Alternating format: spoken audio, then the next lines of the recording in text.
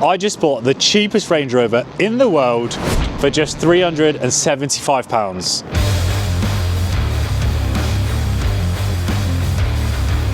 And already we've got major problems with this car. This engine here, it doesn't want to turn on. Now we all know Range Rovers have a bit of a reputation, and let's be honest about it, it's not exactly a good one. But despite all the horror stories, people still want them, especially the old L322. There's just something about owning a car that screams both luxury and royalty. The Queen needs to roll with her crew. Take a look at these pictures of Queen Elizabeth driving her Range Rover. And that demand has led to prices increasing for these old Range Rovers. But not this one.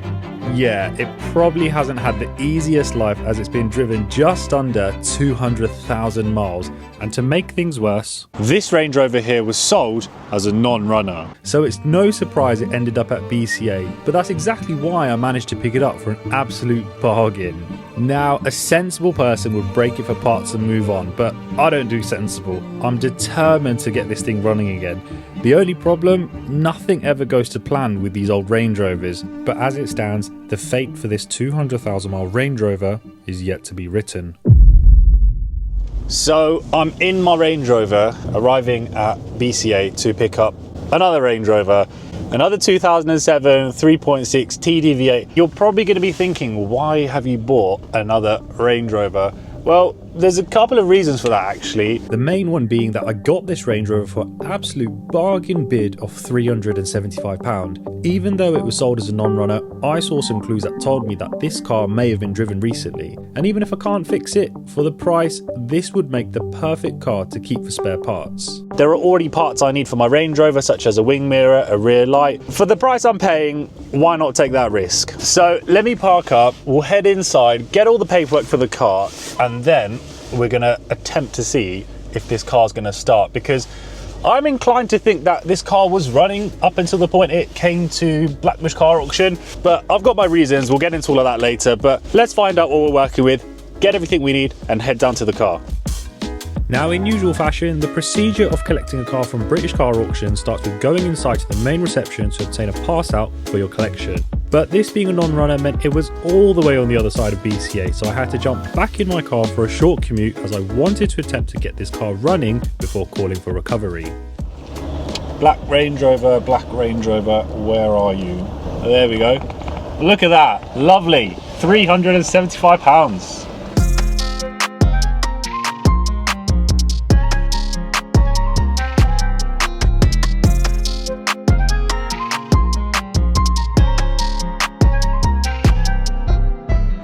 Let's have a quick walk around this really cheap Range Rover and see what we're working with. I can see we've got a bit of damage over here. Now this is obviously cosmetics, but the car has done 199,540 miles. The interesting thing is, it says we buy any car, and the guy that just gave me the keys to this car said that this car would have been driven in, so something's obviously gone wrong whilst it's here. Which does make sense to what I said earlier about spotting a clue before I bidded on this car. Fresh muddy tyres means it's probably been driven around BCA. But for £375 bid price, even if I have to just keep this car as a parts car, taking the lights, taking the wing mirrors, I'm happy with that. I'm absolutely happy. We have got a bit of rust down here. Funny enough, I've got the same on my Range Rover, but on this one, it is a lot worse. Which is something you all need to be made aware of when looking at old Range Rovers. Many of them suffer with severe rust. But all of which is expected on a car of this age and mileage. Side skirts as well, you can see, look, they're rotten, fully rotten away, but I've already bought new ones for mine. However, £375, when you consider things like parts on these cars can be a bit difficult to get hold of. The wheels on this car is something which I wanted to buy. Headlights, grille, all of these parts are things which people need. And considering I already own a 2007 Range Rover that needs a little bit of TLC, it made sense to try my luck and buy something cheap. And if it's not suitable to be fixed, well, I can use it for spare parts. Prime example, we've got a good wing mirror over here, and on this side we've got a wing mirror with a bit of damage. But there's definitely a lot of parts we can take from this car to put over here. That is, if we can't fix whatever's going on with this car. Because on first impressions, we've got a flat battery, and the only door which is working is the front passenger side. And when I just compare the state of the condition of the interior compared to when I picked up my Range Rover, this is not a nice place to be. Riverstone tobacco We've also got some plastic for all the filters, some Rizzler as well, so definitely a smoker's car. So in terms of how this car's been looked after, probably not as nice as my Range Rover. However, if it was to be cleaned and valeted, a lot of this is just cosmetic and we could bring it up to make it look better. The wood trim, I'm not so much of a fan of. I do prefer the piano black, but even still, things like that I can sell if I need to, as well as the interior. Clean it up if I need to, definitely can get some money back from that. As if I can't get this car running, I will have to recoup back some money from whatever I can, but the overall state of this car is pretty shocking. The rear seats aren't as bad, but from the amount of shine on that leather, you can tell that it hasn't been cleaned in years. Headlining, same situation as my car actually. You can see it's sagging, probably a bit more than what is on mine. So I guess that's a common issue on these cars, but let's grab that book back and see if there's anything in there. Let's have a look. But other than some MOT certificates, an old vehicle sales receipt, and the odd random bit of history, there was nothing significant to find. But you get an idea of how it's looking. Let me open the bonnet and see what's underneath there, and then I'm going to hook up my jump pack and see if we can get power, because at the moment everything's completely flat. The ignition, nothing's working at all, and even that door, I put the key in manually and nothing was turning at all. So let me get the bonnet opened. And as I opened up the bonnet, I saw something a little bit strange with one of the intercooler pipes. First thing we can see straight away is some water and oil contamination, and this is, funny enough, the same hose which I replaced on my car. So even if we do get this car running, it's not going to be running very well. These hoses aren't meant to be split or covered in mayo, but it's no big deal. This is a common issue with the V8 engine and it's a simple fix. The part is only around £50 and only takes 5 minutes to replace. I will check water and oil. It does look like we have got coolant in there. Can I see? Yeah, we have. It is a little bit low, but we have got it in there. Can't see anything else out of the ordinary just yet in terms of any major oil leaks, but I'll check the oil, put some power to the battery and see if we can get this car started. So let's start with that. So the first thing to do is connect my jump pack directly to the battery and see if it registers anything. Is it getting any power? No, it's not even registering anything. Let me do it manually. Right, something happened there. So it seems we have got some power, so let's try and see. But still, none of the car doors would open. We'll have to do it from the other side.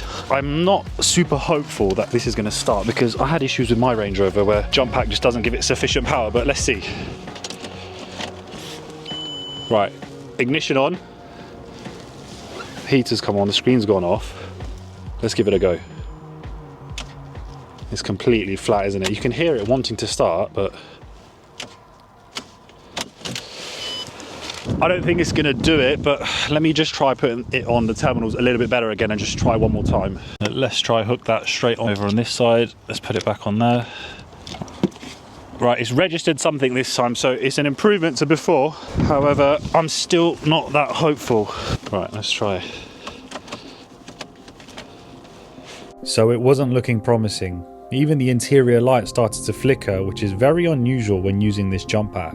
It's not any good. I think we're going to have to call for recovery, get this car taken back home, get it plugged onto a charger and see if we can get it started. I am actually hopeful that this car will start, even though it was sold to me as a non-runner, only because with my Range Rover over here, I had a similar issue. When the battery died, I put jump packs on it, jump leads, and it literally took me half an hour to get it started. So even if you've got all that power coming to the battery, for whatever reason, they don't like to start. So I'm going to give my guy Raf a call and get him to come and collect the car, and then we'll deal with the problem once we get this taken back home.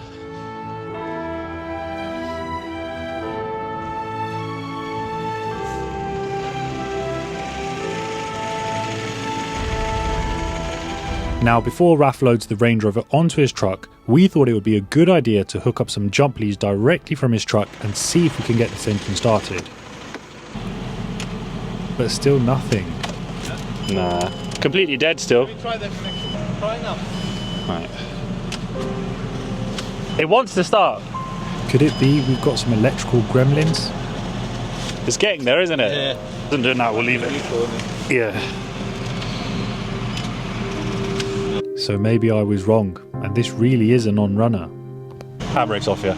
Transmission fault, traction reduced. What is that? But yeah, I think we're gonna get this one put onto the truck. I'm waiting for you lot to get in the comments and be like, oh, that's where Range Rovers belong, on the back of a truck. Well, I know people shout out about Range Rovers having issues, and they're not wrong, they can have their problems.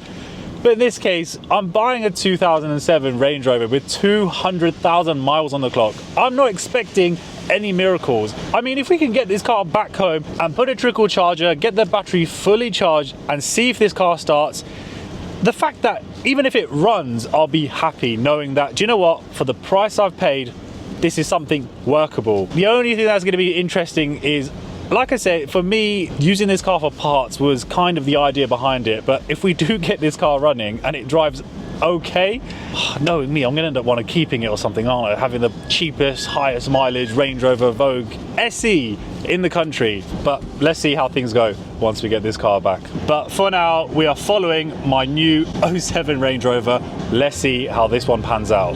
So after a short trip to get this car back home and somehow manoeuvred onto the driveway, the first thing on my mind was to get this car put on charge ASAP. So I pulled out the extension lead, popped the bonnet up, got my trickle charger, plugged it onto the battery and left the car alone for nearly 18 hours.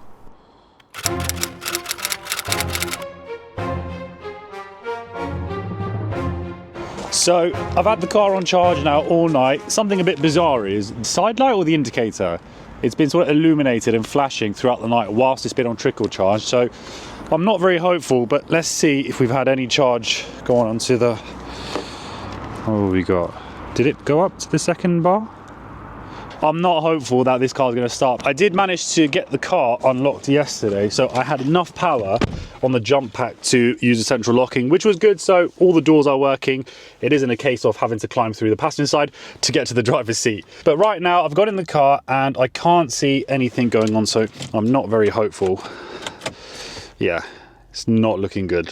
Let's go to plan B, get the battery out of my old Range Rover, popped into this high mileage Range Rover. I'm feeling positive. Let's try and see if we can get this Range Rover started in this video.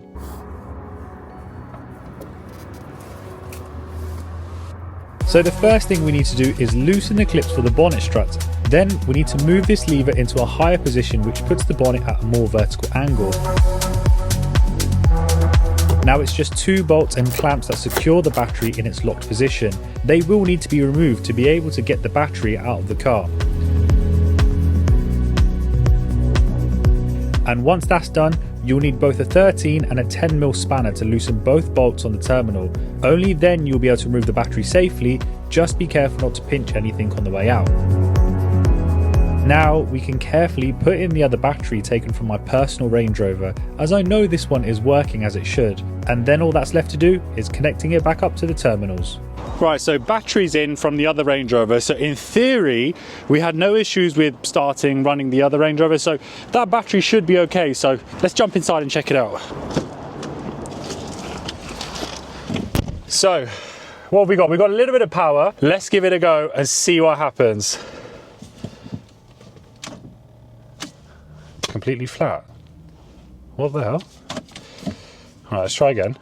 Well, it's not doing anything. But for some reason, even though this battery started my other Range Rover, in this car it's completely flat. Terminals all seem fine. I wasn't expecting that. Right, lights on. Let's try again. Screen's on. Ignition on. Let's go for it. Why is it still flat? Why is it still flat? That doesn't make any sense. This is bizarre. Like, it's completely dead now. If I go outside, disconnect the battery, then put it back on, it'll be okay, but it just won't want to start. I've just had a thought. What if it's that there's so many fault codes that have been stored that something's not allowing the car to be started? So plugging in my diagnostic machine, clearing all the codes once we've got power to the car and seeing if that makes a difference. It is worth a shot. I'll give it a go. So let's see if my diagnostic tool can bring up any fault codes, as if we do have electrical issues, we could be in for some serious problems. Code scan. There's going to be so many fault codes on this car right now. I've never seen so many fault codes. Look, we've got 9, 3, 13, 5, 2, 6, 7, 5, 10, 2, 4. This is a joke, man, like so many. But let's try clearing those fault codes and seeing what happens. Let's give it a go. Ignition on. What the hell? And yet again, the car wouldn't start. But I did have an idea I wanted to try before changing the battery. I just want to try once more to put this charge on. It is a bit low, but we'll give it a go. Let's just reset that. Come on. Come on, old Range Rover. It was cranking. Finally, we are getting somewhere, and one thing we now know for sure is that this engine is not seized. Could it really just be that we need a new battery? It still sounded though like the battery wasn't sufficient enough, because I know from starting that Range Rover what it's meant to be like. It was struggling. Maybe I'll just need to go buy a brand new powerful battery, but some progress is better than no progress. So I've put the battery on trickle charge, the one from my existing Range Rover, and it's still showing as being pretty low. But I'll go buy a battery, leave this one on charge, so in theory this will potentially start the car, and if it doesn't, I'll have a brand new battery which I can always use in the other Range Rover. So let me go shopping and find a new battery that's powerful and is going to hopefully get this old 200,000 mile V8 Range Rover running and started. So I took a quick trip down to Costco, as it's my go-to for car batteries. And no, I didn't buy any food, unfortunately. Strictly business on this visit, as daylight wasn't on my side. And as a precaution, I ended up with 2 batteries, as they were slightly different to the one I was replacing. But just before I put this new battery into the cheapie, I want to try starting it one last time, as while I was away, both the battery and my jump pack were kept on charge. So let me disconnect this, get the jump pack put on, and let's try and start it one more time. This is the last resort before we change the battery. All right, that's good. It's registering charge. It is getting dark as well, so I'm conscious because there's only so much I can show you guys before the lighting goes. Okay, let's give it a final go before we change that battery. Ooh. That wasn't a good place to put that. Right, ignition on. Just let all the lights turn off. Should we go for it? Okay. Oh, no, no, no way, no. No freaking way, no. No. Oh my God. Non-runner Range Rover, 375 bid. And the engine sounds pretty good. Go on, give it a rev. And again. 200,000 miles. What a motor. But before we get this car driving, there is just one issue we need to address immediately before we can get this car running on the road. And that right there is our problem, the intercooler pipe. It doesn't take a genius to see we've got an issue here. So I headed down to Land Rover main dealer, because usually they've got these pipes just sitting on the shelves. If your Range Rover's puffing out smoke, definitely check these hoses. It's such an easy fix. And for just over £50, we've got ourselves a brand new intercooler hose. Let's get this pipe fitted. This is a super simple DIY job. Even if you're not that handy with cars, all you need is your hands and a flathead screwdriver. So first things first, the engine cover just pops off, no tools needed for that. Then grab your screwdriver and loosen up the clips holding the old hose onto the intercooler and the engine. Once those are loose, it's just a case of wiggling the old pipe off. They can be a bit stubborn, especially on the engine side, because there's not much space to work with. And just like that, the old intercooler hose is off the TD-V8 engine. I mean, this car must have been smoking like a chimney with the state of this hose. No wonder it ended up at auction. But this little £50 part is going to be a game changer. It'll probably pay itself off in a few months, because with no leaks, the engine is going to run way more efficiently. And let's get the new one fitted so we can take this thing for a proper drive, as I know that's why all of you are here.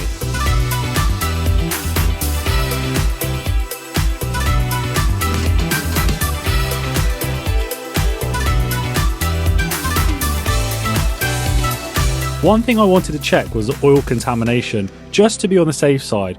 Because that old hose did look suspect, even though it was most likely caused by the split, I thought I'll double check the oil cap just to be safe. Luckily, everything looks spot on. You can never be too careful with these things. But now, I think we're ready to take this Range Rover for its first proper spin. Let's see how she drives.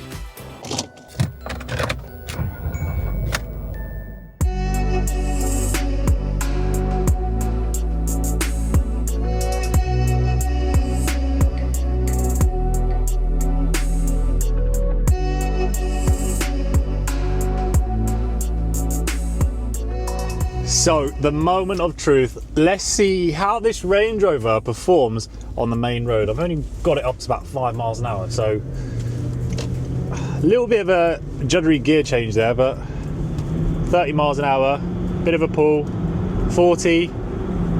No obvious black smoke coming out of the back.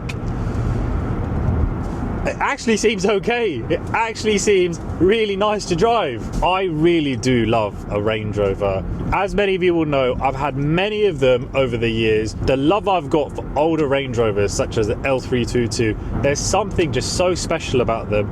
And considering the value for money you get with this car, circa 60, 70,000 pound when it was new, and obviously in this case, I won it for a 375 pound bid price. We just hit national speed, so I'm just gonna get it up to 60.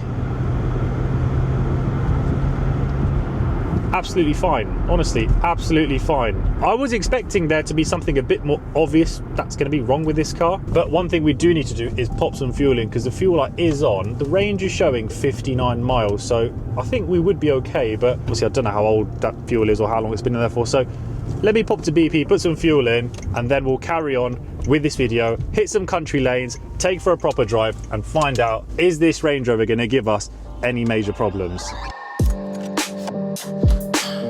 So let's just put a little bit of diesel in. Nothing extravagant, to be honest with you. I think the perfect amount of fuel to put in today is going to be about £27.32. And if anyone argues with that, I will fight you.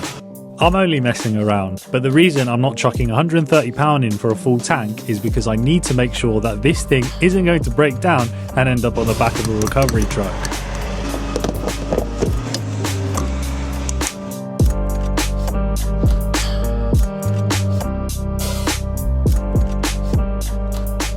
So we're fueled up, the range is showing 139 miles. So what did we have before, 59? So £25.32 or whatever it was of fuel has given us a range of around, if my maths is correct, 80 miles or so, which I'll be honest with you is probably a lie, knowing from my experience with my other Range Rover, it's not going to do very well on fuel. It's not going to, that 25 odd quid does not get you 80 miles, but feel free, if you've got an L322, comment down below, guys, and let me know what sort of MPG you get. But yeah, let's hit those country roads, get it up to speed, and see how this is going to drive.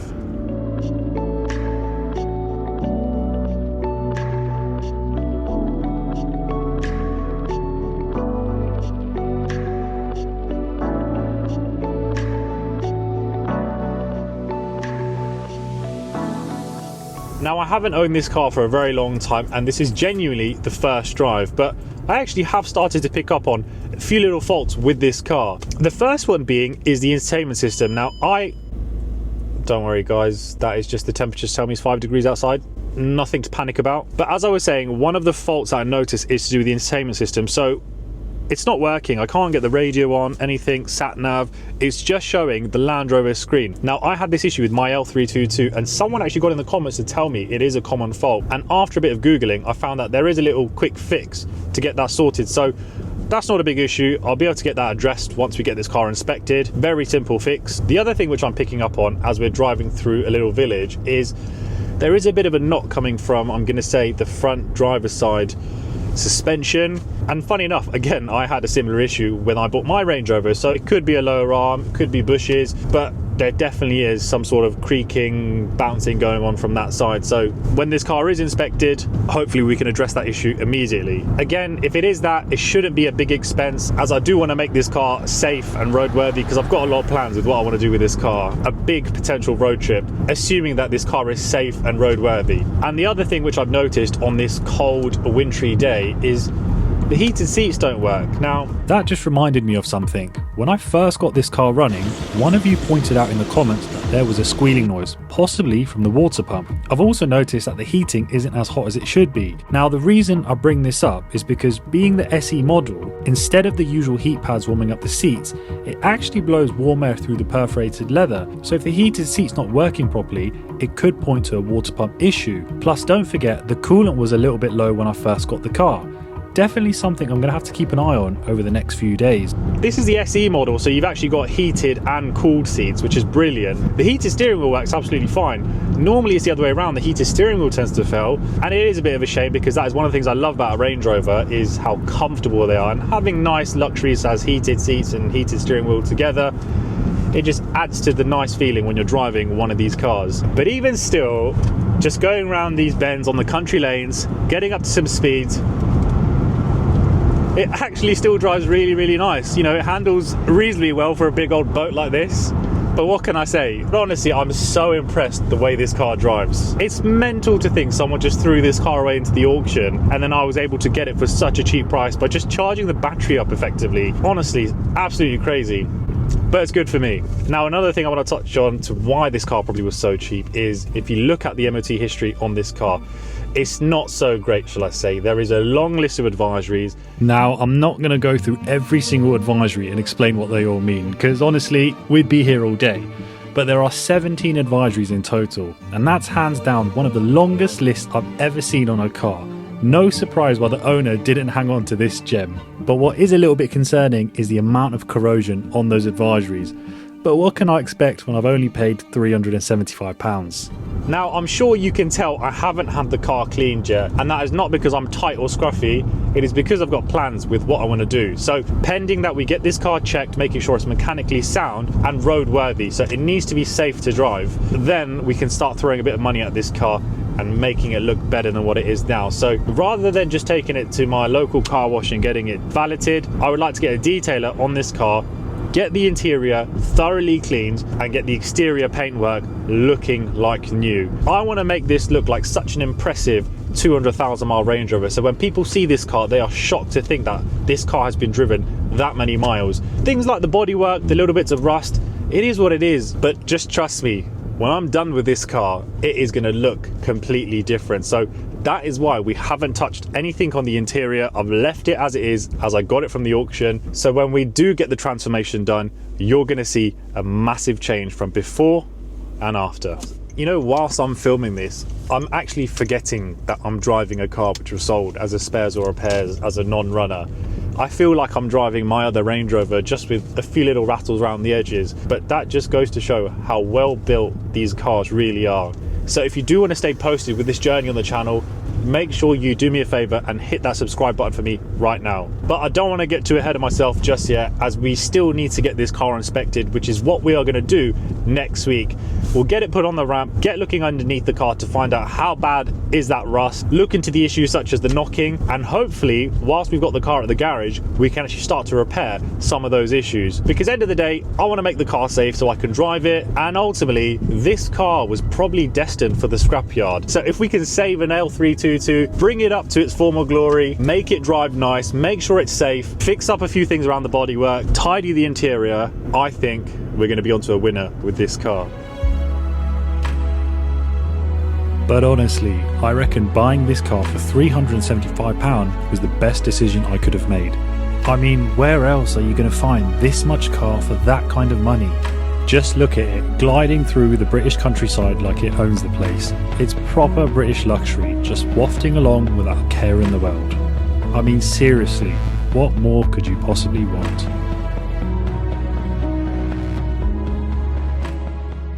So it's clear to say that buying this car was a fantastic decision. Yes, we do have a couple of faults that we need to address. We've got the radio, the front suspension knock, the heated seat, and the dreaded potential rust we're going to find once we get this car inspected.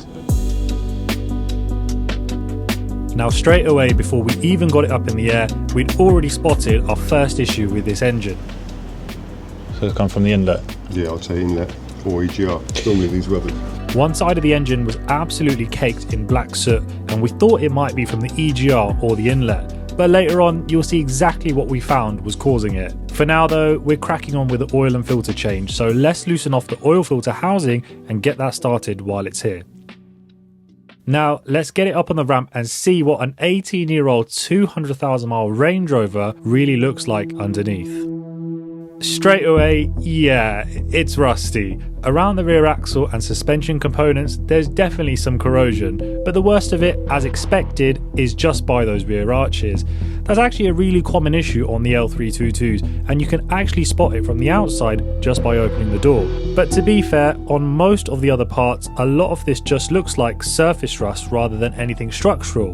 And if that's the case, it's not really a problem yet. It just looks worse than it actually is. The side steps have also taken a proper beating from the rust, but we'll get the mechanic to check things over properly in a minute. But on first impressions, I've got to say, I'm actually quite impressed with how solid this thing is. Now let's get on with draining the old oil out of this engine. But yeah, it didn't exactly go to plan. The drain plug is positioned in such a way that the oil ends up hitting the subframe as it comes out. Proper black, isn't it? Very black, very thin as well. Yeah. That probably explains the overdue service light on the dash, which was saying it's 8,000 miles overdue. Not exactly what you want if you're trying to keep an engine healthy.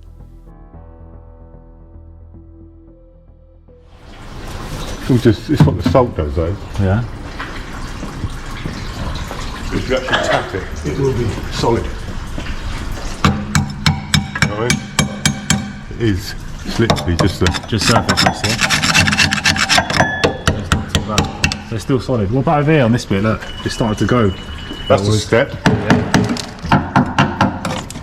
That just wants a bit of treating, really. Yeah. So it's actually pretty solid underneath. Yeah. You know how many advisories this car has? 17.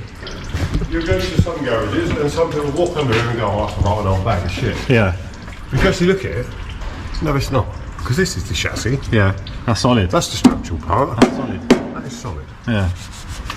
You can advise Yeah. subframes corroded, Yeah. suspension arms are corroded. That's Yeah. probably what someone's done. Just written a list for it. Like this, so that's not rotten. That's just surface rust. Yeah. 17 advisories, man. Can you believe it? What side do you think it's got? I think it's that one. Yeah. It sounds a bit like top mounts, but then you also get a bit of a knock as well.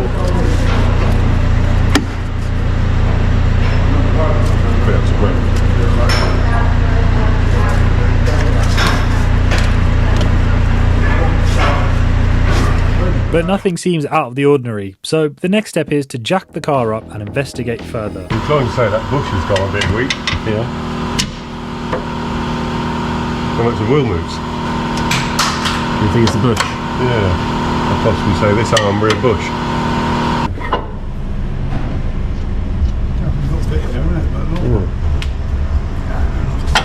We'll get rich around the road in a minute. Now we've got to bring the car back down so we can finish up the oil change. But as we were doing that, my mechanic spotted something a little bit odd. It's not awful, but My mechanic notices what looks like a pipe just hanging there, completely loose. well, that is a vacuum pipe, and that has been burnt in half. But the other half of that, it goes to that. I bet that's why it's all blowing. Goes down to this actuator here. Should go down through here, sit there, and it should plug just on it, but it's not. It's missing. And suddenly it all makes sense. That would explain why this side of the engine is covered in black soot. So with that mystery solved, we get the new oil filter in place, tighten it up, and then chuck in a good few litres of fresh 5W30 oil because, of course, this big V8 drinks this stuff like it's going out of fashion. Now, I didn't actually catch the fix for that pipe on camera, but what we ended up doing was using a sleeve to reconnect it properly, and you can really see the impact it's had. Just look at this. The left side of the engine bay connectors are black, while the right side, well, is still grey. So yeah, definitely this has been leaking for a while. And with that, the service is all done. But before I go, my mechanic's got one more idea. He wants to really confirm if it is those lower arms. Yeah. Straight up, you drive forward and tap the brake in your front wheel move back. Go see the arm? See your wheel wobbling backwards and forwards. What is it? It's got two arms. It's got a front lower arm and it's got a rear lower arm. So one of the arms, one of the bushes. That's what I did. But we won't find that by hand because it's a 2-ton vehicle. That's why it's bouncing backwards and forwards. Here's a better look at what's going on. You can see the wheel properly juddering, and it's not moving in sync with the rest of the car, which, yeah, is definitely not what it's supposed to be doing. So I guess that means we've got some parts to buy for this car.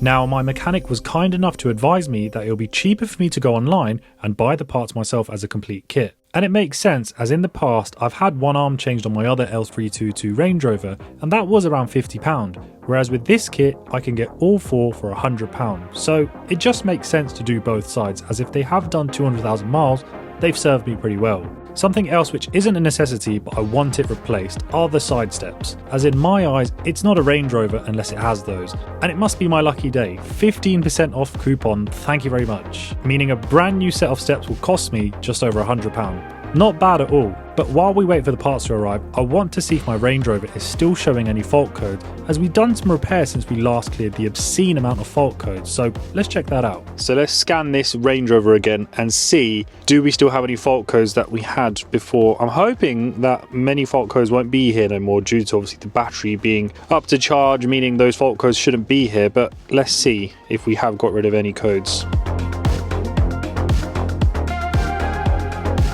So we've still got a couple of fault codes, but nothing compared to before. So VIN data, I don't think that's anything to be worried about. Terrain control, invalid data received from ride level control. So we may need to look into that. Driver's climate seat module, so the switch pack signal B. That probably explains why our heated seats aren't working. Tire pressure monitor, no big deal. Left heater air temperature sensor, open circuit or short to battery. I've just had another thought. What if we've got some wiring issues around that front driver's side wheel? I'm thinking this because that's exactly where I first noticed the ride height issue. And now looking at the scanner, we've also got a fault code for the front right TPMS. So could it be that we've got some old corroded connections messing things up? I reckon it's definitely a possibility. We'll have to dig into it properly once we get those arms replaced. So all the parts have arrived. We've got the side steps over here and the front lower arms. So I'm just going to open these up just to show you what we're working with and just peace of mind to make sure I have got the right stuff I need. It's probably a better idea to use a knife rather than a flathead screwdriver, but we move, does the same thing. Well, it's packaged rather well. And this is what we've been after. So in reality is we only actually needed one of these. Well, not even one of these, we just needed a bush, to be honest with you. However, we've got a pair, so we're gonna have both the upper and the lower for both sides. So rather than just doing a cheapo job on the cheapest Range Rover in the country, I thought we'll do things properly and get all four of these replaced. So when I do take this car, wherever I take it on a long road trip, I'm not going to run into any issues, and potentially the suspension issue we have, I'm not saying it's going to be anything to do with these lower arms, but there is a lot of movement in that wheel when we're starting and stopping, so I like to be hopeful, but I'm probably wrong. And then under here, I'm not going to open this just right now, but we have got a brand new set of side steps. This side, it isn't so bad, but they are pretty rusted from what you saw underneath on the car. But for the sake of spending £100, and when we do dress up this car and make it look a lot better than what it is now, getting these side steps will make a massive difference, especially on the other side. That's not really what you'd call a side step. It actually got worse when I got out of the car and I stepped on it. It bent a little bit, but that's why we've got these new ones here. So let's make a start with those front arms, and first we are going to need to have the car on the ramp, and then we will be able to jack up the suspension. This allows us clear access to be able to remove all of those arms. Here we are just spraying some contact cleaner, which will help loosen up some of those old bolts and make life easier to remove some of those stubborn ones. There isn't a great amount of nuts and bolts holding this in place, however it isn't always so straightforward, which we are going to find out very soon.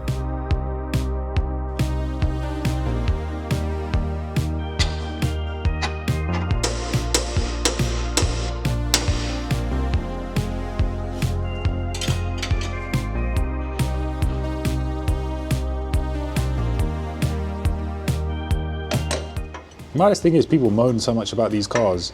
You've had it, I've had it. My other one's giving me no major issues.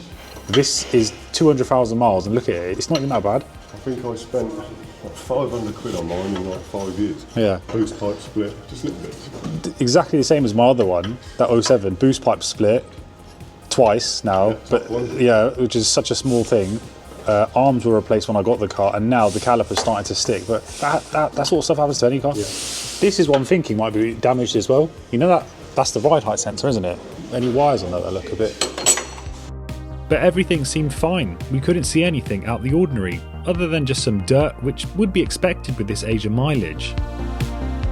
But while we're here, let's get that ride height sensor detached from the arm, as we don't want to cause any more issues here.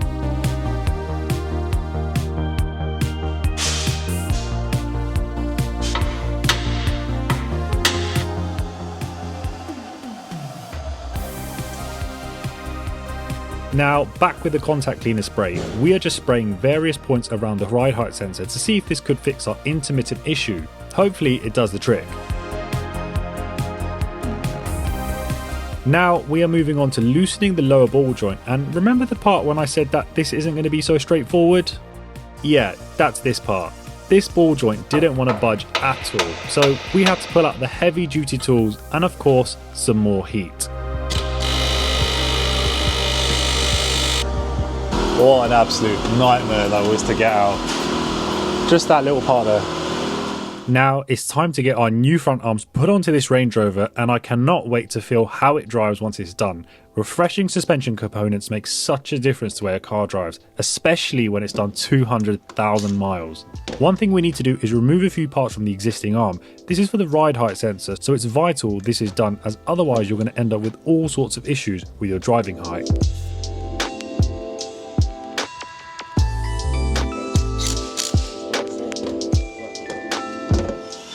Now we just want to clean up the area where the ball joint is going to sit, so a bit of contact cleaner, some wire brush, and don't forget a nice coat of copper grease. I'm just praying that the other side's not going to be the same. What if it's worse? Let's hope for the mechanic's sake that it won't be the case.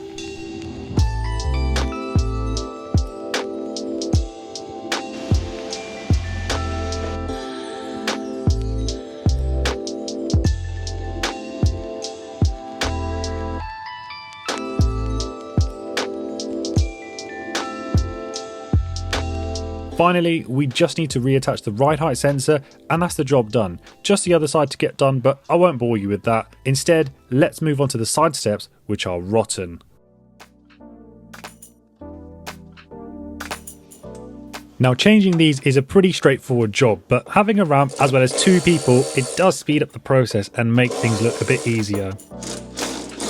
So let's start with loosening up all of the bolts holding the steps to the chassis, as well as removing the plastic push fit screws keeping the mud flap attached to the steps.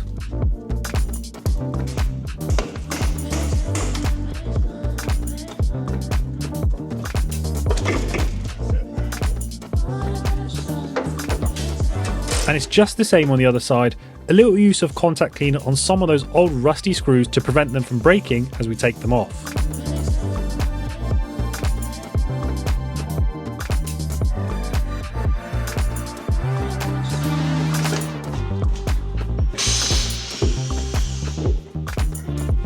And that's one rotten step removed. Now it's time to get two new ones out of the box.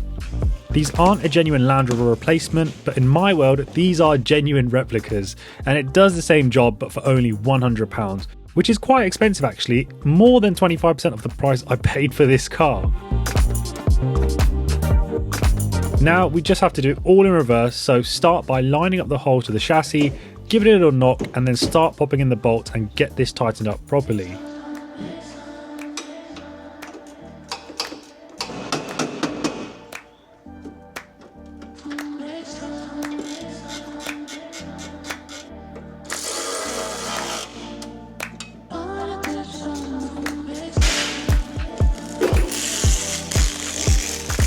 And that's one side looking fresh. You just need to do the same to the other side, and that's the job done.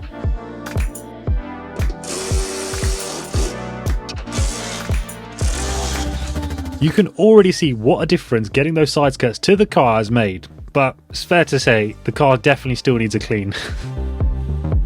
Now I didn't show you the passenger side arms being done as we ended up moving it onto another ramp, but here's a good look under the car and you can see that both sides have now been replaced.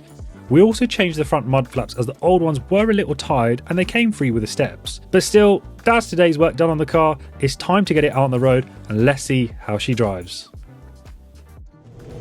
First impressions on how the Range Rover is driving after we've done some crucial and critical repair work to the suspension. First thing to mention is obviously my steering is completely out of line, which is going to be expected because we've done major suspension changes. So getting those lower arms done, we do need to get the car taken over to someone who can sort the tracking out, sort the alignment and make sure this car drives nice and straight, because at the moment I'm probably at around 1 o'clock to drive in a straight line. However, let me just close that window.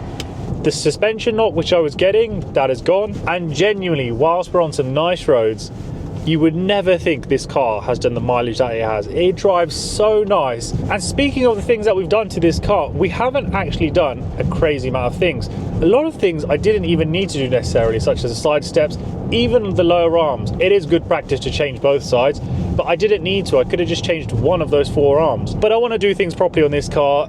it deserves it. It's done the mileage. It's had a bit of a tough life, I guess. So I want it to be right. Now, the issue with the coolant I mentioned in last week's video, well, everything seems fine now. The heating is working absolutely fine. On cold startups, we don't seem to have any squeaking from that pulley. But in regards to the coolant itself, what I'd done was, whilst the car was running, I actually popped open the coolant cap. Now, I wouldn't obviously advise you do that. You need to be very careful if you're doing so. But where the coolant just looked a tad low, I just wanted to check in case there's any air locks, any pockets of air or whatever you call them. So I popped it open, and then naturally when you do so, because of the pressure, there was a rise of coolant. Now, it didn't overflow, but it did rise to a higher level. And since I've done that, I've had no issues at all with the coolant. It hasn't dropped, and my heating is working absolutely fine. In fact, it is very, very hot in the car at the moment, and I might turn this down. And that was a free fix. That's something I picked up on whilst I was waiting for a ramp to free up at the garage. So that's a nice win. But for now, let's find somewhere safe to pull over and get into the cost on what we spent on this Range Rover in the past week.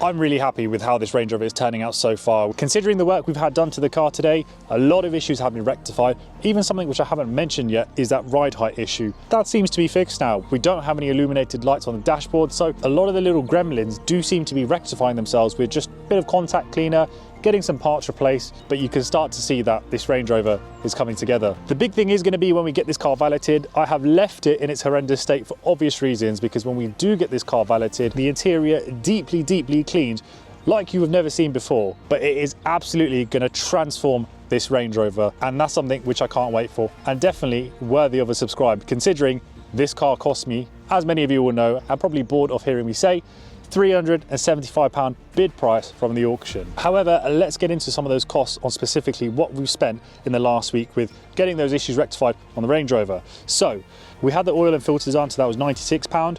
In terms of parts, we got all of the arms from eBay, which was £96, and then I got the side steps with a little bit of a discount. So that's not something which I needed, but still wanted to get it done. £101.14 for that. Now, the labour involved to do all of those, apart from the oil filter, because that's included in that cost, was £180, which totals £473.14. When you consider I paid £375 plus some fees from the auction for this car, it is starting to add up in terms of the cost on this car. However, as I said earlier, we are going to make this Range Rover one of the best examples of something with 200,000 miles. It's not cosmetically going to be perfect. There is still going to be some bruises, because that's part of the story, guys. This is a cheap car which was saved from getting scrapped or splitting into parts. So we are going to make this as good as we possibly can, but we are going to do so within reason. So what we need to do is remove this, because it's been obviously involved in a little bit of a smack. And to do so, it's pretty easy. Just take off this connector, and then the actual bulb should just twist out. Once you've done that, get the replacement part, which I just found on eBay, and I think this actually came off a Discovery, but part number's the same, 20 quid or so, something like that. Pop it in like so, twist it into place, and then simply line it up and screw it back in place. But before we do that, we just need to remove the 3 screws which were from the existing lamp. Now we can line up the new part, use the same screws to secure it in place, and then simply clip in the trim cover, and it's as simple as that.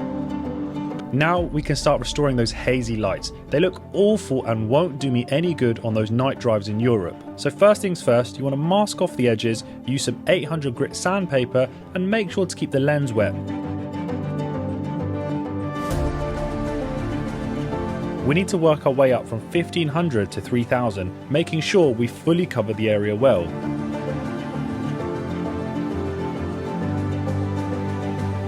Then the last thing to do is apply some polish, again making sure to get good coverage so it's ready for its final stage, which is using this silicone spray that gives it protection and that gloss look.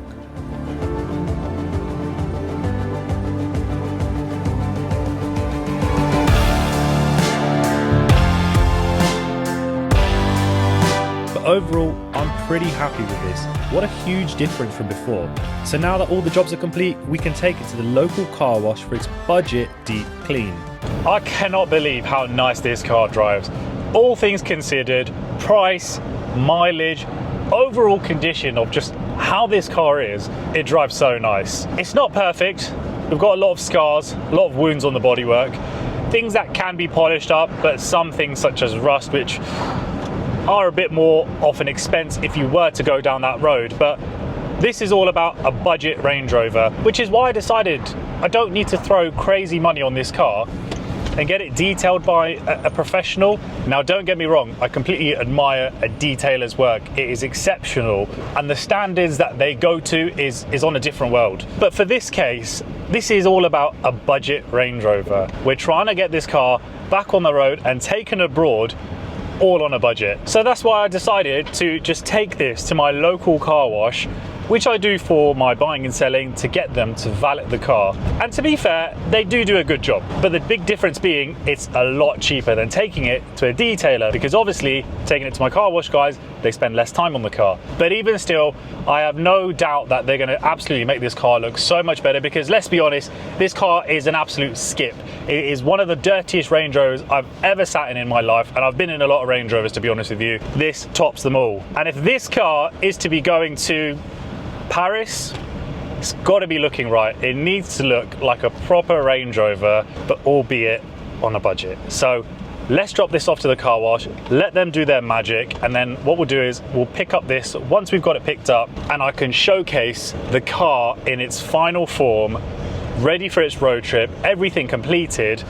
And more so, we can talk about the total cost of how much it's cost to get the car from when we first picked it up on a recovery truck to where the car is going to be after the car wash. So if you're enjoying this video, hit that subscribe button for me now, and I'm going to see you all once we've removed about 5-6 months of dirt and debris off this Range Rover.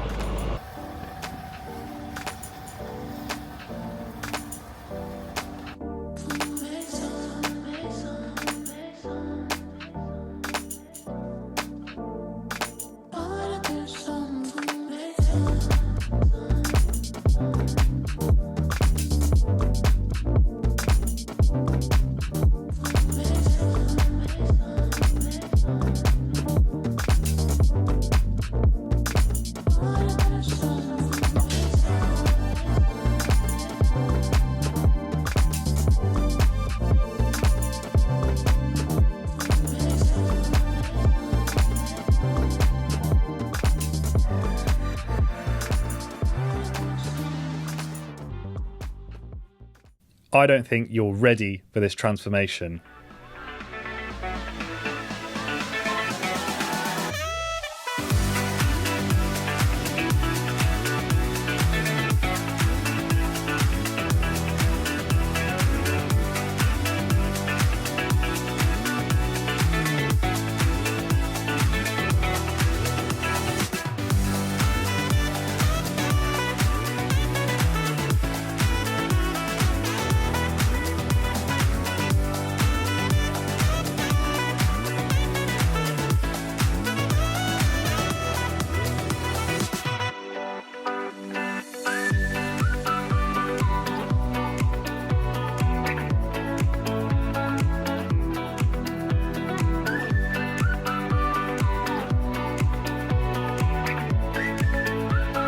I mean, guys, look at this car. From where we started to where this car is now, it is absolutely been transformed. Look at it. You would never think that this started off as a £375 bid. It's a Range Rover, for goodness sake, a car which would have cost someone once upon a time £60,000 to £70,000. The car runs and drives absolutely fine, and we've now done the final touch and had this car cleaned up properly to bring it up to a nice roadworthy standard so we can get this car driven abroad. I'm genuinely in shock just walking around this car. I never would have thought that we would be in a position where we've got the car looking as good as this and ready for its road trip to Paris. I cannot believe I'm saying that, and fingers crossed the car is going to make it all the way to Paris, because it is a high miler. It has done 200,000 miles and it's had a bit of a tough life. Still, some battle wounds are left on this car to remain, but that's the whole point. I didn't want to make this, a showroom condition car. Its character, it shows the journey this car has had, but from where this car started to where we are now, I think it looks absolutely fantastic. I did also change the front and rear number plate for some new ones.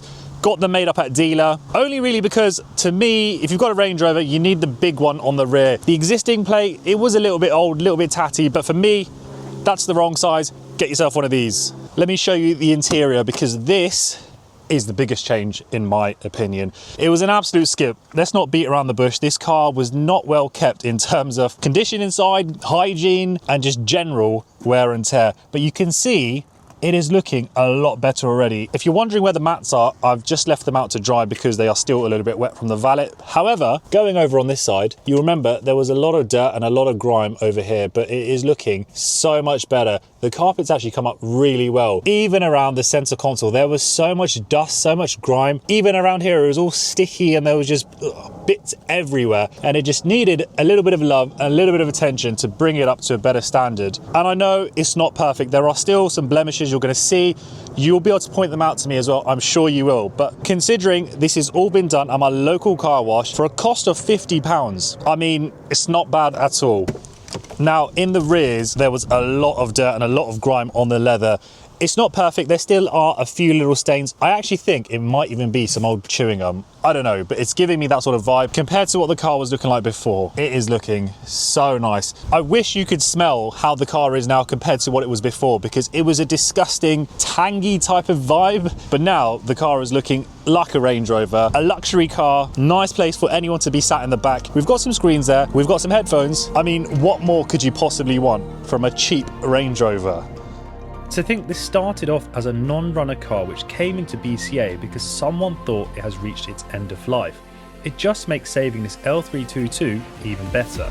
From getting it recovered back home, then started on my driveway, to taking it for its first drive really put a smile on my face.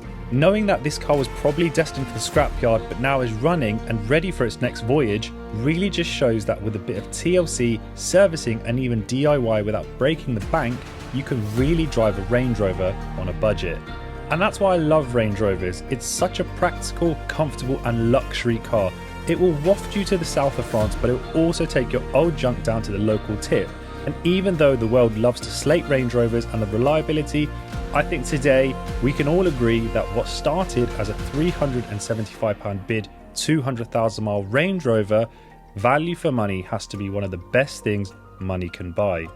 So I think it's time for us to see now if we can get this cheap budget Range Rover all the way from London to Paris. But I need to get into the cost of how much this Range Rover has cost me, as we have spent a little bit more than 375 along the way.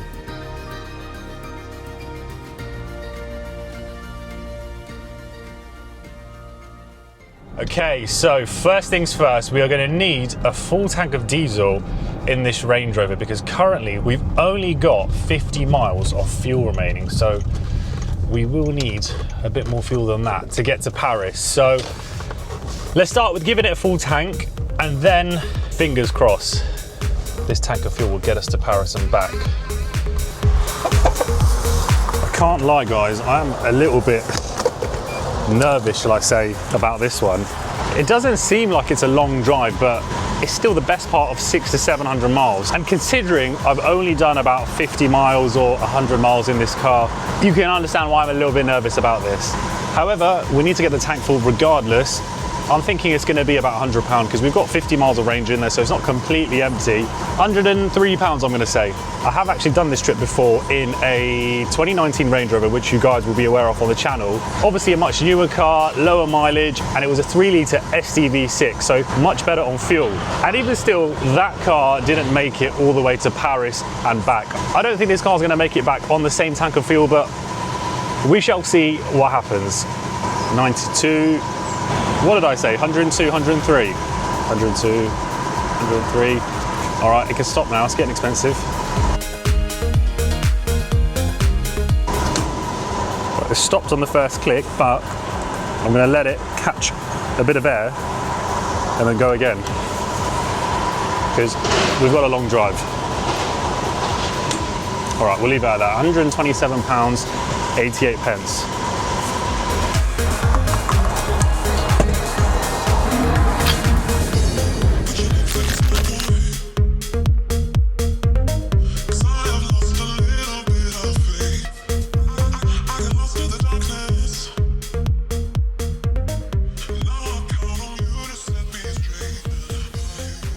So we've just got onto the motorway now, and the range is showing 523 miles. As we're going to be doing motorway mileage, I expect the range to go up, but at the same time, it's not always that accurate, especially with this older Range Rover. So that's going to be an interesting one. But my first concern is actually the time. So it's 11:26 at the moment, and my train is due to depart at around 2:15, and there's some sort of traffic or chaos on the M25. No surprise at all, but it's really bad. So it's saying I'm going to arrive at 2:04. Might not be able to catch my train. However, my biggest concern is I haven't driven this car much, and we're doing the best part of 600 to 700 miles over the next couple of days. Don't get me wrong, I love Range Rovers. I haven't had any major issues with them at all, but this is my cheapest. Oh, there's an accident there. Oh no. I hope they're okay. It seemed fine. But as I was saying, this is a 18-year-old Range Rover with just under 200,000 miles. So that's my biggest concern. Will this car make it all the way to Paris? I'm confident, but at the same time, I'm nervous. But fingers crossed, we can prove everyone wrong and show that this cheap old Range Rover is a road trip worthy car.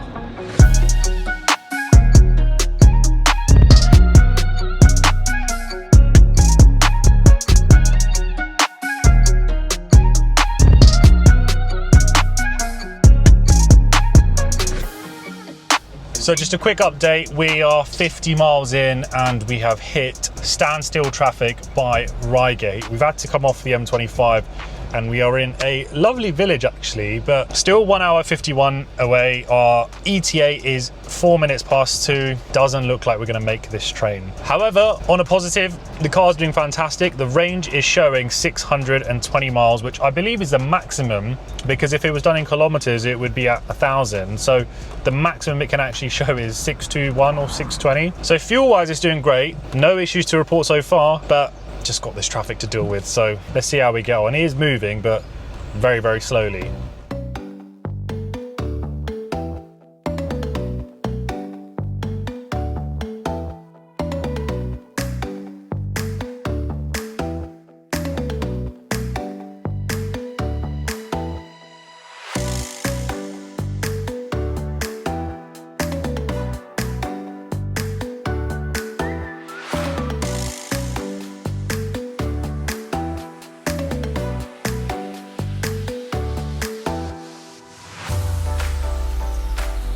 So journey update, we are now 119 miles into our journey, and it looks like we've arrived at some sort of toll for the Channel Tunnel.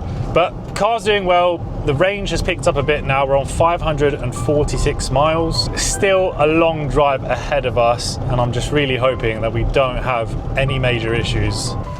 So I think we are at the check-in now, so let's see what this is about. Self-check-in.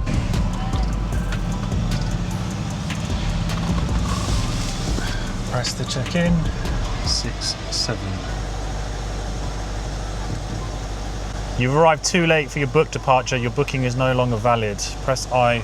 Yeah, so unfortunately with the type of ticket that you purchased, you can only travel on your book departure. So now that you have missed that one, you will have to purchase a new ticket if you do need to travel. Well, that was an absolute joke. £220 I've just had to pay. £220. The most stupid thing about this is, fair enough, I've missed my outbound train, but because I've missed the train from the UK, the train which I'll have on my return trip from Calais coming back to UK, that's also void, even though that train's not, well, it's not today, is it? £220 extra.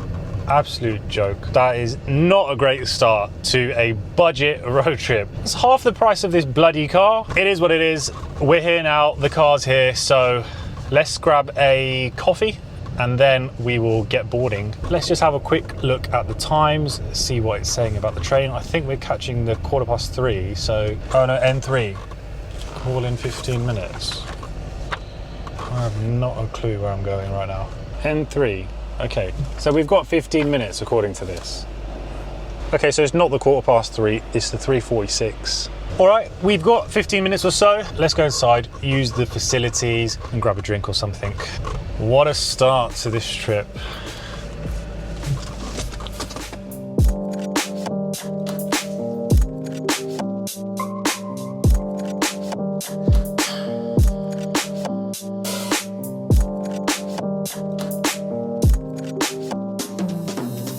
So quick pit stop done. Now let's go find where we need to go. Border controls. That sounds like where we need to go. Over there, you got a red and white barrier. Yeah. You go park by that, mate. It's just going to be a quick fob and that lot on your car. So it looks like I'm getting stopped and searched. It's always me. Hello. Are you manual or automatic? I'm automatic. Okay, right. Can you turn your engine off, please? Yes. We're going to have to swab your vehicle. No problem at all. So what needs to happen is all the doors need to be open, Yep. the bonnet and the boot. Okay, no problem at all.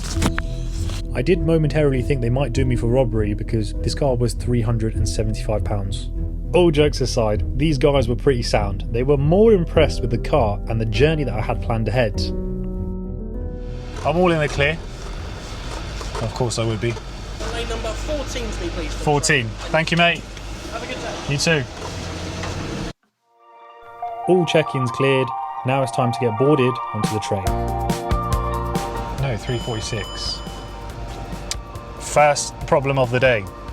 Suspension fault, normal height only. So it looks like our suspension problem isn't fixed. But you know what? I expect nothing less from a £375 Range Rover. It is what it is. We're here now. We are now on the move, and I think we are about to board the train. I'm actually excited about this trip now. The fact that the car's made it this far, 120 miles, still showing a range of 530 miles, I've got a bit of confidence that we are going to make it. Even if there are issues still with our suspension, regardless, it shouldn't have an impact on the car driving. So I am excited. And yeah, we are about to board the train. Man, this is so cool.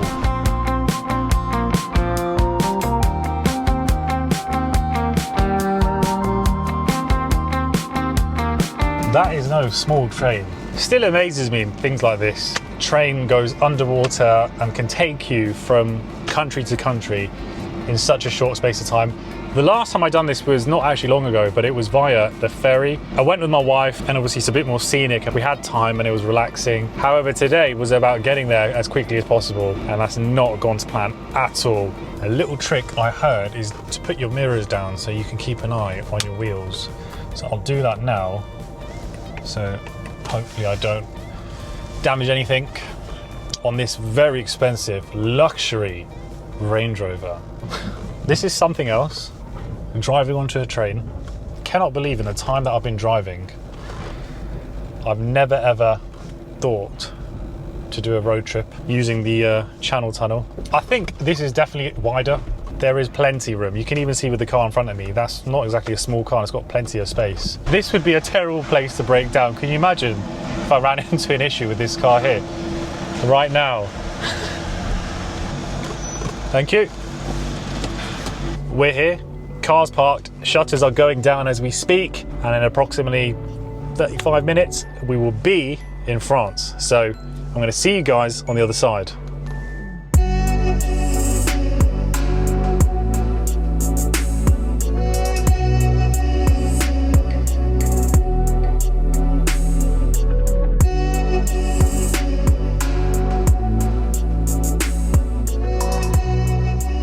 So we've arrived now into Calais. I think it's a good time to just have a little bit of sugar. Berries and cherry.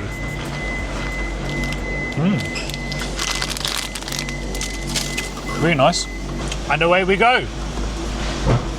Bonjour français. 3 hours and 5 minutes to Paris from where we are right now. Wasn't that so bizarre? Literally half an hour on a train, we're in another country. Okay, sortie, turn right. French soil, A16. Just got to remember to stay.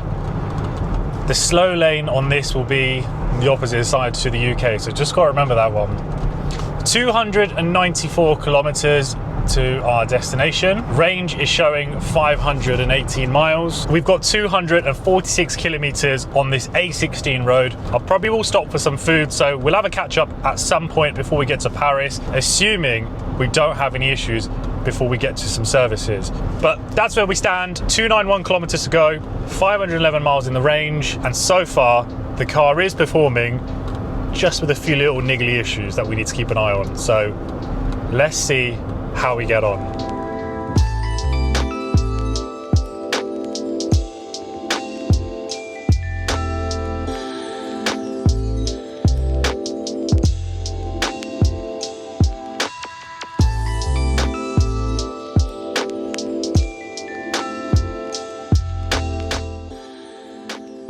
I've been flying through France. I haven't even stopped to have some food. This car has just been an absolute breeze. It's sensational. It is absolutely amazing. This just wafts along, eating up the miles. And speaking of miles, this car is just about to touch 200,000 miles any second. Can you believe it?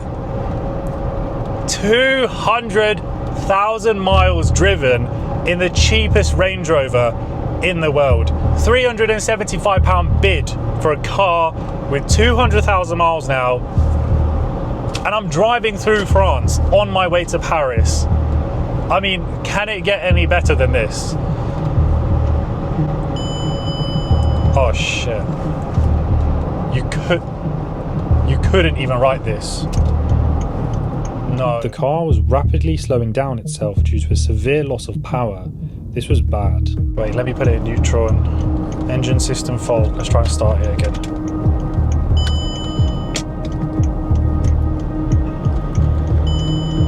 Okay. Okay.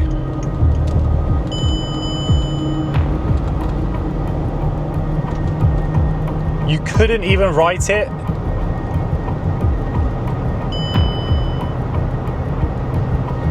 You could not even make this up. Oh, what the hell? It looks like an ABS warning light, something to do with start-stop traction, and the low range is flashing. Shit.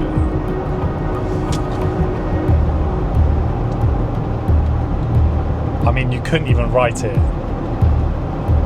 Okay, the car seems to be driving, but when it said engine system fault, the car was quite rapidly slowing down, and I've got a coach which isn't too far away from behind, so it's not even safe to pull over just here. You know what, I'm tempted just to put it in neutral while we've got a bit of a gap, turn the car off and then turn it back on and see if any of those codes go away. We'll give it a go.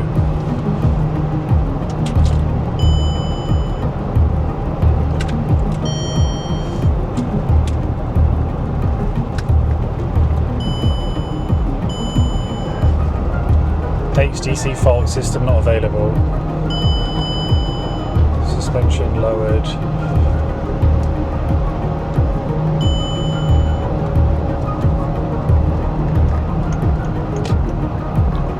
Some other guys broken down here as well. You can see it's not an ideal place to have an issue.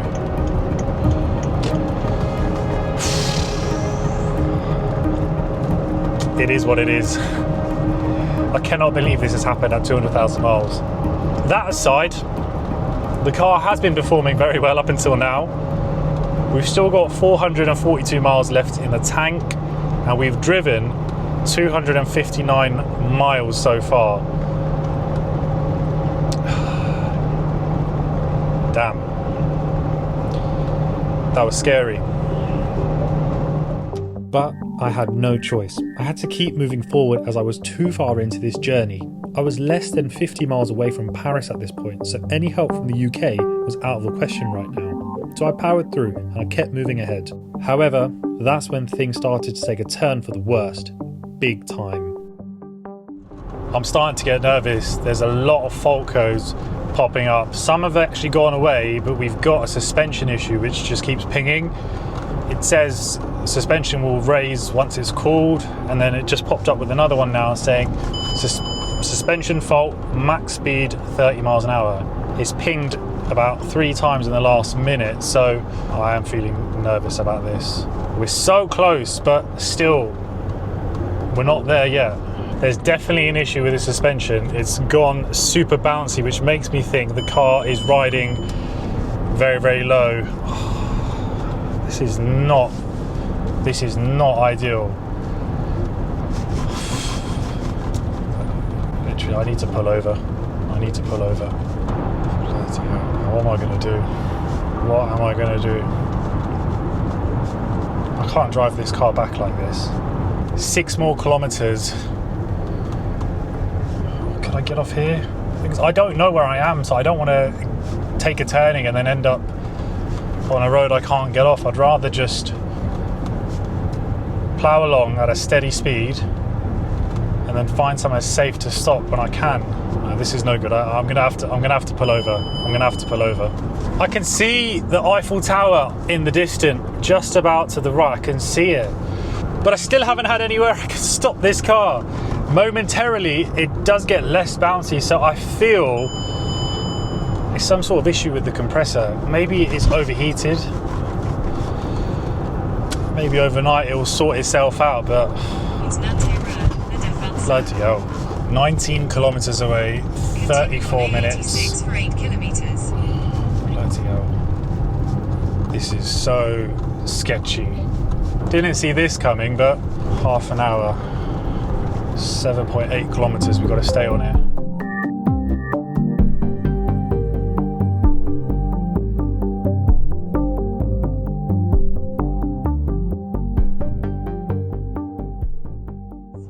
We're in Paris. I can see the Arc de Triomphe. Sometimes it's okay, sometimes the suspension gets really bad. Like at the moment, I would say 10 being the worst. It's about a 5. But there are moments where the car is so bouncy. Maybe it's losing pressure. So it builds it up, car seems to be a bit better, and then 5 kilometers to where we need to go to.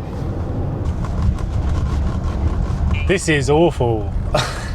And to make things worse, it looks like I'm about to drive around the Arc de Triomphe. From my understanding, people just do whatever they want, no lanes. You just drive in, hope for the best, and take the exit. And I'm going straight over, so I need to do half of the roundabout. Just another thing to add on to Porsche GT3 in yellow. 600 meters at the roundabout. Oh my God. Oh my God, this is so bad. What the hell? I've never experienced a car bouncing like this. Everyone was looking at me whilst driving. This is gonna break the car.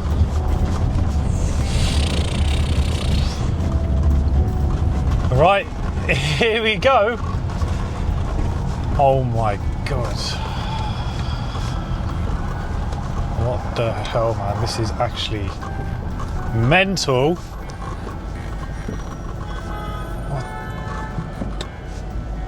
Do you know what? I'm just gonna start pushing because I feel like if you stand still, you're not gonna get anywhere. Oh my God. This is nuts. How is this legal? Exit the roundabout onto Avenue des Champs-Élysées. Oh, very nice G-Wagon. Even as uncomfortable as those G-Wagons may be, I'm sure it's a hell of a lot more comfortable than this car.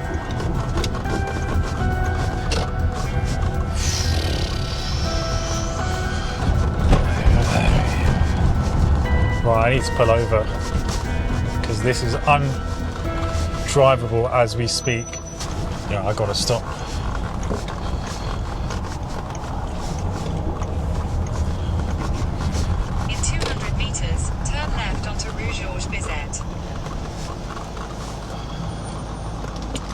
Let's see what the hell is going on. As soon as I stepped out, I could tell we had a major issue. The car was sat on the floor, literally.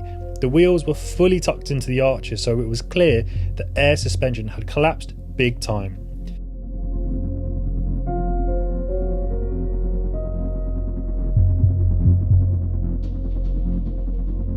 The front wheel arch was near enough touching the floor.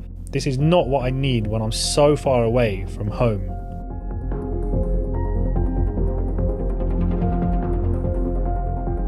I'm going to plug in my diagnostic computer and just see what's it saying, and hopefully we can try clear some codes or let the car cool down. I don't know, but I need to do something.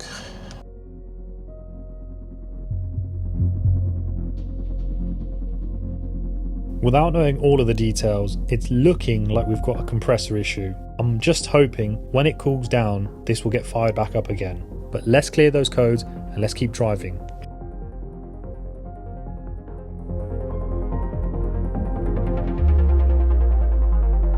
I don't know how I've made it here.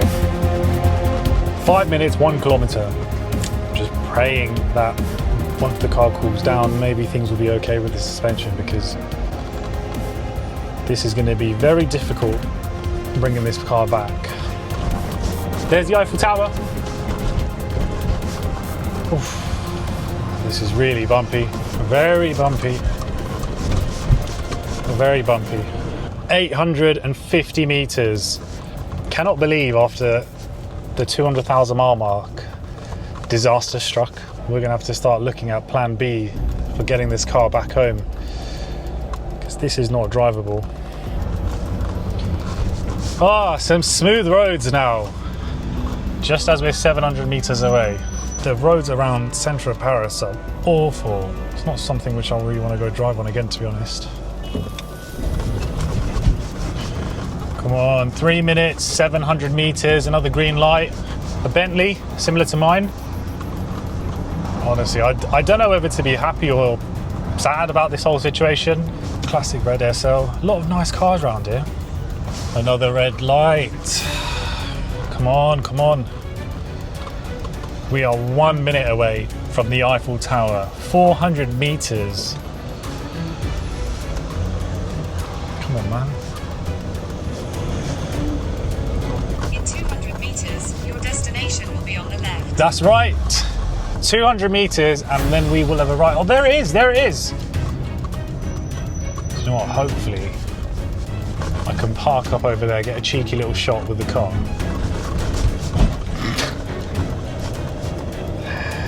What the hell, man? What the hell?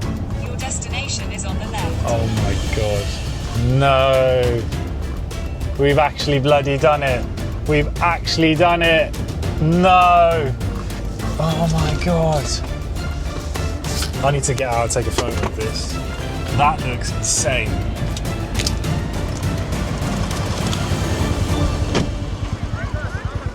Wow.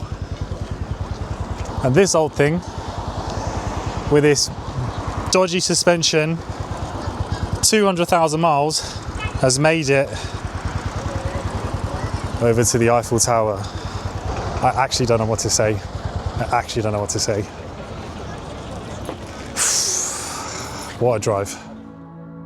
This Range Rover was bought for a £375 bid as a non-runner, and it arrived in a recovery truck, looking like it belonged in a scrapyard, and maybe that's where it was headed. But with some time, some tools, and a lot of stubbornness, it lived again. Starting from dead on arrival to now crossing borders, this scrapper actually made it all the way to Paris. And I know it's not perfect, it's far from it, but it proved that even the most forgotten cars still have one more story left in them before their time's up. I knew I was pushing my luck. Driving a 200,000 mile Land Rover across countries isn't exactly sensible. Anything could have happened. But even through the stress, I find myself having an unforgettable evening in one of the world's most beautiful cities. I saw the landmarks and I soaked in the atmosphere, including the Eiffel Tower lighting up the sky, driving around the Arc de Triomphe and spotting some absolutely stunning cars along the way. And what can I say, this old Rangey, it's a trooper. Somehow it safely limped all the way back to the UK with moments of suspension joy and more moments of panic. But the cherry on top, we did the whole trip on one tank of fuel. Not bad for a car that nearly ended up in the scrapyard.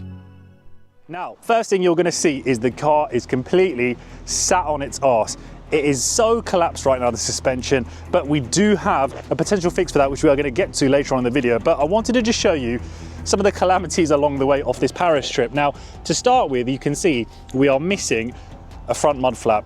Actually on both sides, but on the other side it does get a little bit worse. The issue I had was because the car is sat so low, and when the car was collapsed and if the suspension wasn't rising up, that front mud flap was scraping along the ground, especially when going over small speed bumps, and it just wasn't ideal if I am going to be driving this car back home, especially for moments if the suspension was to collapse on the way back, because I did say we had moments of joy where the compressor was working, but it's absolutely dead right now. It is absolutely on its arse. I mean, some of you guys might think this car looks great sat like this, but it is not very practical, and one thing I can assure you, it is not very comfy at all. Now, the other thing I mentioned was over here. So this trim piece, I still do have it, but it was a bit flimsy, so I just yanked it off because in the moment of where the car was giving me some small problems. I just wanted to get that mud flap taken off, and in the midst of things, that was loose, so I just ripped it off the car. So I do at some point need to get those sorted, assuming we can get the suspension issue rectified. But even still, walking around the car, yes, it's not quite the Range Rover we started this journey with. However, I do think we can potentially get this issue fixed. It's looking like it's gonna be a compressor issue, but I do want to clarify that by plugging in my diagnostic machine. Only issue is the battery has died since then, and obviously when you disconnect the battery, put it on charge, it kind of does get rid of some fault codes potentially. So I'm hoping those fault codes will still be there because it will clarify to us what the issue exactly is, if it is a compressor or if we have some other issues. But as I said, there were many dash warning lights. So let's jump in, let's get that machine plugged in and see what it's saying exactly. So let's make a start with this and see what the codes are on the car. Okay, all systems have been detected. Now, there isn't any engine management ones, and obviously you will remember we had a big problem on the way to Paris, so that probably is to do with the fact that the car battery was disconnected. But ride level control, air supply, okay, here we go. So this is to do with why the car has collapsed. C1820, pressure increases too slow when filling reservoir. Now that, from my understanding, is a fault code which is definitely linked to having an issue with the air compressor in the boot. And for further clarity, a quick look on Google shows us within the first 2 lines that this fault code is accompanied with the message suspension fault, normal height only, which is exactly what I was seeing prior to the disaster. Seat module, not an issue. TPMS, it's fine. Heating, ventilation, left here. These are all small things, but what I'll do is for now is I'm going to clear all these fault codes, and then hopefully later on, once we do check the car again, a lot of those codes won't be here because they are to do with a battery issue. Battery being drained does cause, error codes to pop up. If you remember, there was codes popping up saying vehicle will rise when cools down, so it all does suggest the compressor was overworking. Maybe we have a leak somewhere, but equally it could be coming from the compressor. So let's get this car taken back home. We'll swap out that air compressor for a new one, see if the car raises back to its normal height. If it does, plug in the diagnostic machine, check for codes, see if anything remains, and then take this car for a drive. And fingers crossed we can save this Range Rover with 200,000 miles on the clock from being scrapped or turned into a car for spare parts. So let's get on with it. You will need to remove the spare wheel to gain access, which is always fun in a Range Rover. Then you'll need to remove the 4 bolts from each corner, which then gives you full access to the compressor unit.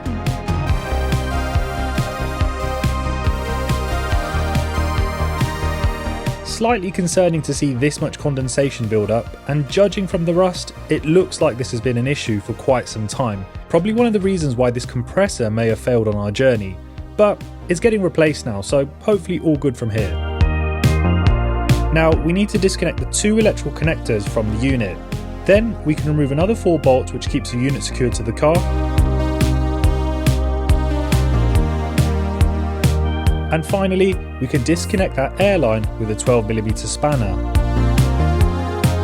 Now we can go ahead and start putting the new replacement in, securing it in position and connecting up the electrical connectors as well as the airline.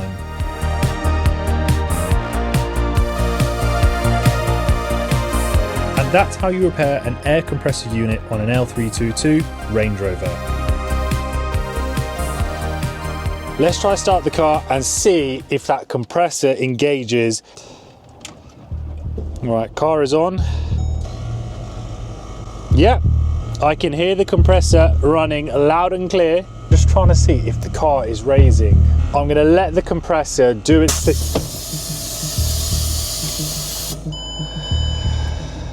Yeah, let me explain what just happened. This little airline has come off from its fitting, as I accidentally damaged an olive compression fitting while fitting it back up, which meant driving to JLR service centre to pick up a replacement part. So if you are doing this yourself, be careful as it's very fragile and £17.50 plus the VAT to replace it. But now let's get it fitted back up again and fingers crossed it doesn't explode this time. Okay, let's give this another go and fingers crossed the suspension is sorted. Compressor's kicked in, suspension light is on.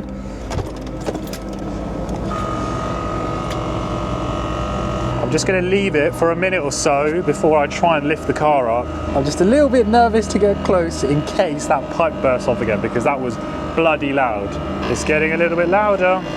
I wonder if the car's going up. Well, let's try it down first. Oh. Oh, the car's moving. The car's moving. The car's raising. Yes. Yes. No fault code on the dash either. Yes. I am loving this. Suspension is working. Oh, thank God for that.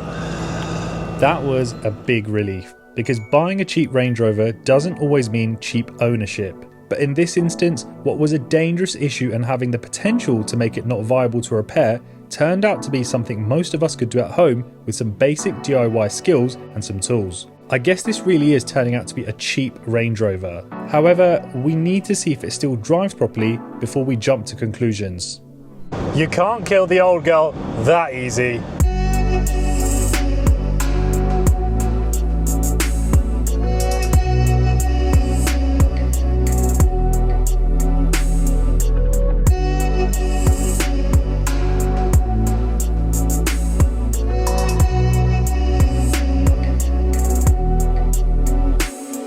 Can you believe it?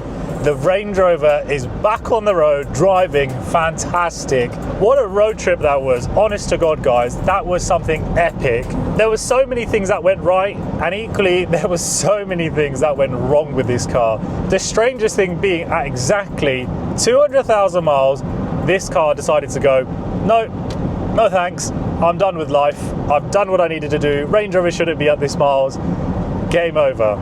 As I said, you couldn't write this sort of stuff, but we had various faults. Car went into limp mode, rapidly started decreasing speed on the motorway. Quick turning off the car, putting it back on, seemed to fix it. But from that, it was a downward hill spiral of fault after fault after fault. And the biggest one being the suspension, as you saw, which just collapsed big time.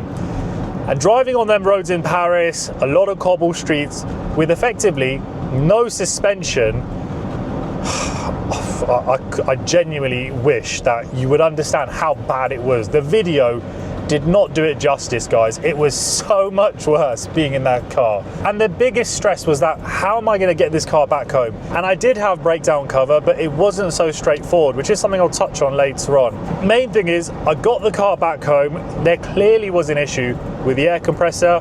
It was intermittently working once it was cooling down, so the car would rise, but the journey back was very slow, very delicate, and it wasn't a fun drive, so I didn't want to film it. Originally the plan was for me to film this car being driven back on the tank of fuel and seeing, if we're going to make it back. Things changed. Part of life of having an old Range Rover with a bit of mileage. However, here we are, back in the UK.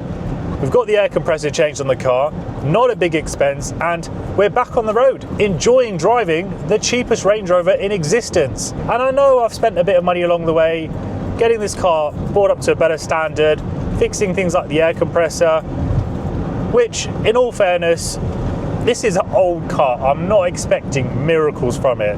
It was a non-runner, spares or repair car, and the fact that it made it to Paris, even with the issue of the air compressor, I think it was just bad luck. I genuinely do think that it was just bad luck, because since I've changed this air compressor and popped on the new one, which I got from eBay, there is no suspension fault on the dash.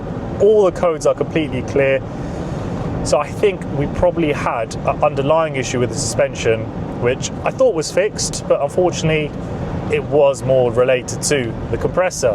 And in regards to the issue of the car going into limp mode, well, it hasn't done it since, but it's not obviously something which cars are meant to do. Clearly there must be some issue somewhere, but it hasn't done it since. It didn't do it on the way back from Paris. We don't have any fault codes at present, so maybe I just need to drive this car a little bit more, see if the issue persists, and if it does, get the machine plugged in and find out what that issue is. But guys, it's 200,000 miles. It's a cheap Range Rover. I'm not expecting miracles. It's a bit of a project car. However, I will be getting this car put for sale. I'm going to pop it on eBay, no reserve auction, it will go to the highest bidder, because for me, this car's done what it needed to do. It was a fantastic buy, great for the channel, I got some amazing content, the car's been saved. However, being such a high mileage example, it's never going to be perfect. It's going to have niggly issues. So I don't need to have 2 old Range Rovers. And equally, I have got another edition coming to the garage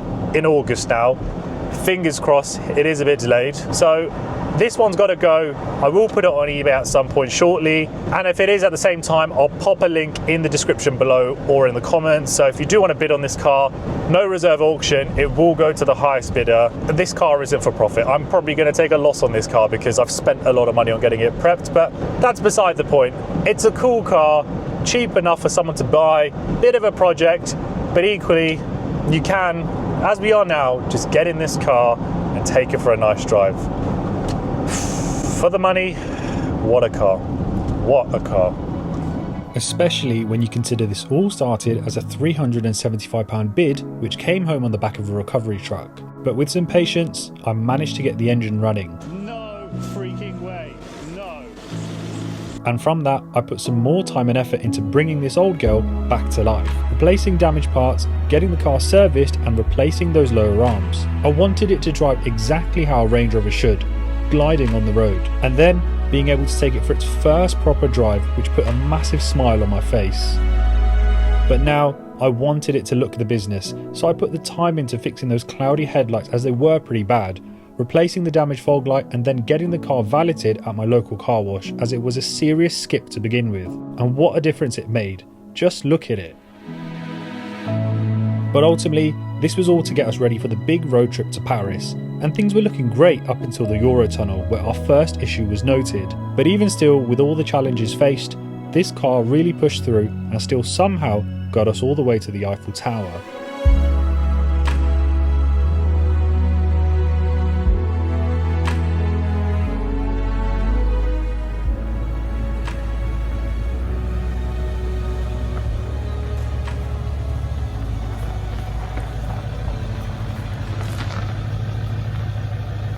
So let's get into some of those costs now of this whole Paris trip, the saga, and the problems we've had involved, and just generally what that means in terms of a number. Let's start with the fuel.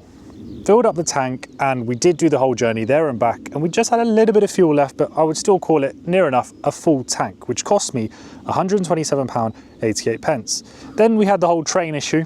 So my original ticket was around £130, but due to missing the train because of the M25 incident where it was closed, I had to then pay an additional £220 on the spot for another ticket. Then getting into Paris, there are obviously tolls involved. Now there is one going there and one coming back. That equated to just about £50. Breakdown cover, which is £65. Hotel, that was £49. And the compressor, which we've now replaced, that was from eBay, £107, which makes a total cost for this whole Paris trip, not including the car, £748.88. Not so much of a budget road trip this ended up being. And if you've enjoyed this Range Rover series, give it a like and a subscribe, stay tuned, and I'll see you all on the next adventure. Take care, guys.